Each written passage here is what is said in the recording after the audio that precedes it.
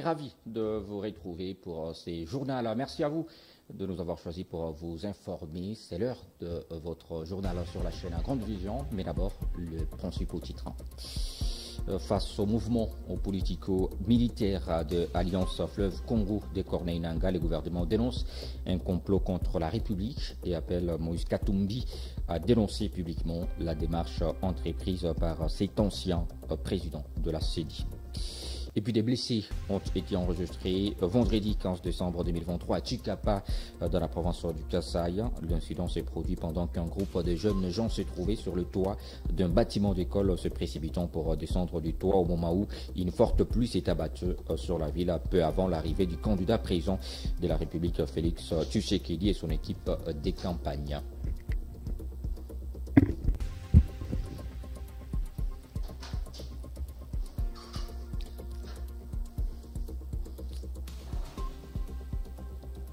Bonjour, encore une fois les plus, bienvenue dans ces journaux. J'étais déjà en train de l'annoncer au début de ces journaux face au mouvement politico-militaire Alliance Fleuve Congo de Corneille Nangaa.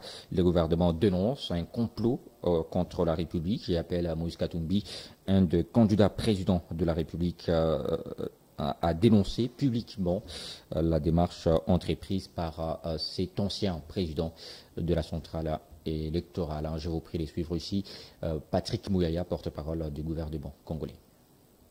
Mais c'est de ne finalement rien comprendre justement de la démocratie que lui, il était censé ou qu'il est censé lui défendre. On ne va pas lui faire son débat, il sait de quoi il parle.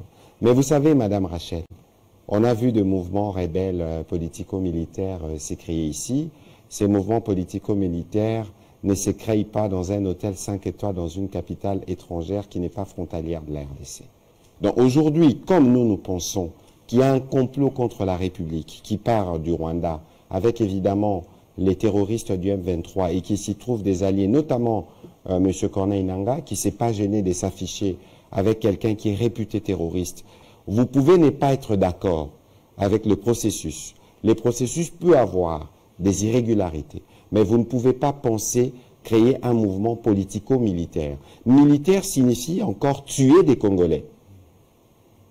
Est-ce que les Congolais ne sont pas déjà assez morts pour que quelqu'un qui était censé, lui, être, ou qui a été à un moment donné au cœur d'un exercice démocratique d'une commission électorale, puisse être celui qui veut la mort des Congolais? Parce que lorsque vous dites politico-militaire, ça veut dire que vous devenez rebelle, ça veut dire sûrement que peut-être demain il sera incorporé dans les rangs du M23, ça veut dire qu'ils sont responsables, il deviendra de ces faits responsable de massacres qui sont commis sur les populations. Est-ce que de cette manière-là, qu'on peut jouer un rôle de régulation ou de sauveur, parce qu'on pense peut-être on s'est réinvesti de pouvoir surnaturel?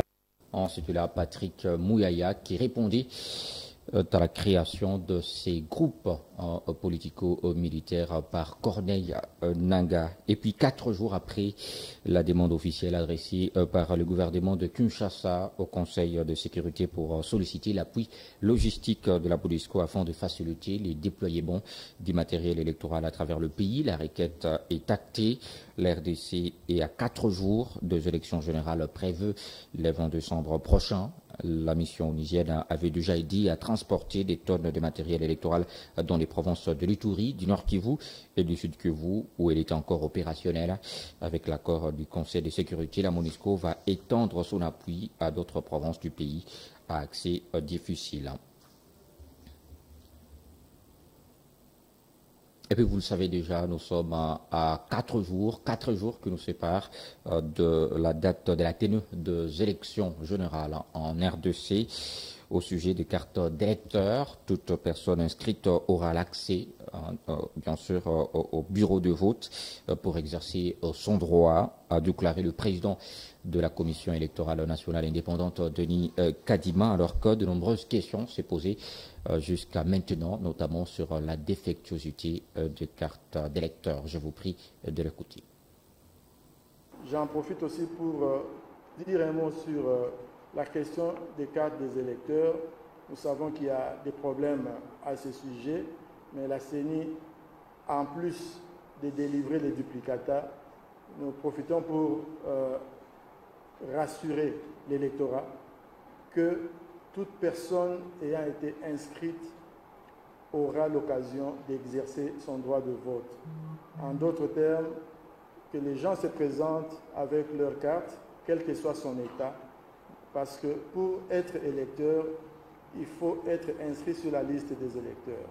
Donc, que ceux qui ont des problèmes avec leur carte ne soient pas découragés, qu'ils viennent, ils seront pris en charge et ils seront en mesure de voter, quel que soit l'état de leur carte. Et même s'ils ont perdu leur carte, on pourra toujours retrouver leur nom sur la liste. J'en profite aussi pour...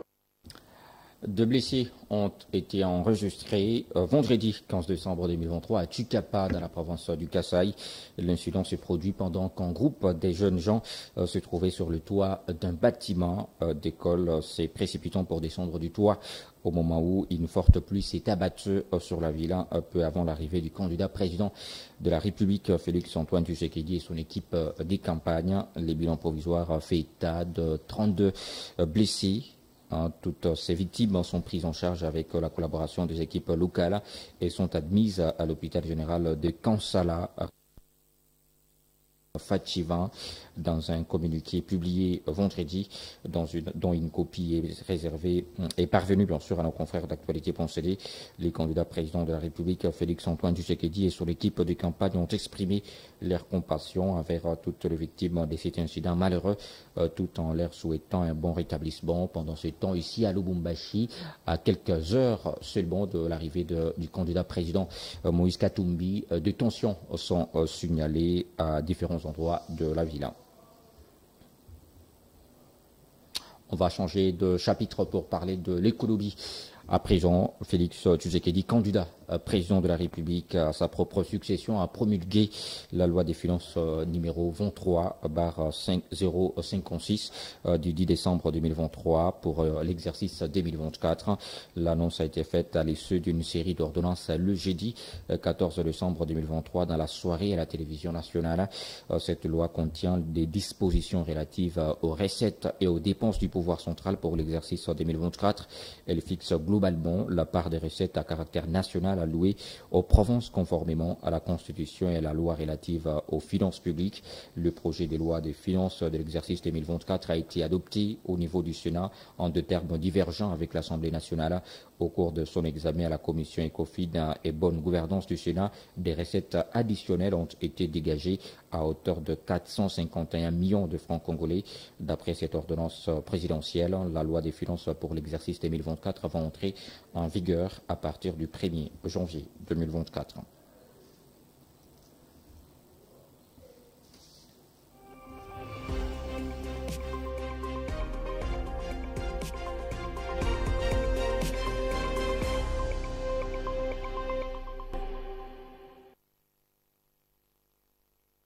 Et avant de finir ces journaux, c'est ce dimanche du 7 décembre 2023 que plus de 8 millions de Tchadiens vont se prononcer par référendum sur une nouvelle constitution selon la Commission nationale chargée d'organisation du référendum constitutionnel.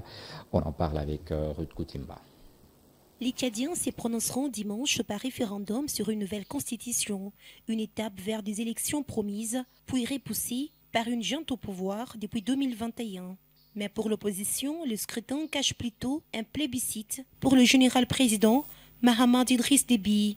Lui semble assurer de l'emporter. Le pouvoir mène une campagne qui écrase celle du non et il peut compter sur les ralliements d'un des principaux opposants jusqu'alors, Succès Masra, face à une opposition divisée et cible d'une violente répression depuis plus d'1 an. À Djamena, les affiches couvrent le mur pour les oui à une constitution pour un État unitaire et décentralisé, qui ne diffère pas de celle que les militaires ont abrogée en 2021, consacrant un régime où le chef de l'État consacre l'essentiel du pouvoir. Une frange de l'opposition tenante du non prône plutôt le fédéralisme, mais les deux principales plateformes de partis hostiles à la junte appellent au boycott et collent où elles peuvent des affiches halte au référendum. Barrées d'une grande croix rouge, elles espèrent qu'une faible participation délégitimera un général qu'elle accuse de perpétuer une dynastie Déby des 33 ans. À 37 ans, Mahamat Déby avait été proclamé par l'armée le 20 avril 2021, président de la transition à la tête d'une junte de 15 généraux à la mort de son père Idriss Déby Itno, tué par des rebelles en se rendant en franc. Il dirigeait d'une main de fer depuis plus de 30 ans cet État d'Afrique centrale, deuxième pays le moins développé au monde selon l'Organisation des Nations Unies. Et c'est donc par ces images que se réfèrent ces journaux sur la chaîne à Grande Vision. Mais d'abord, les rappels des titres. Face au mouvement politico-militaire Alliance Fleuve Congo des Corday-Nanga, le gouvernement dénonce un complot contre la République et appelle Moïse Katumbi à dénoncer publiquement la démarche de Corday-Nanga.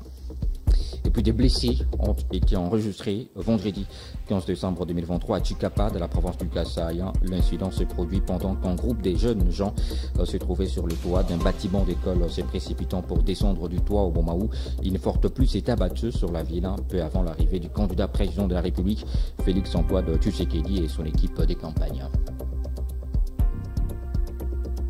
Ça n'est complètement fini, on suivra l'actualité dans le pays et à travers le continent. Merci à vous de nous avoir suivis, on se fixe rendez-vous très prochainement.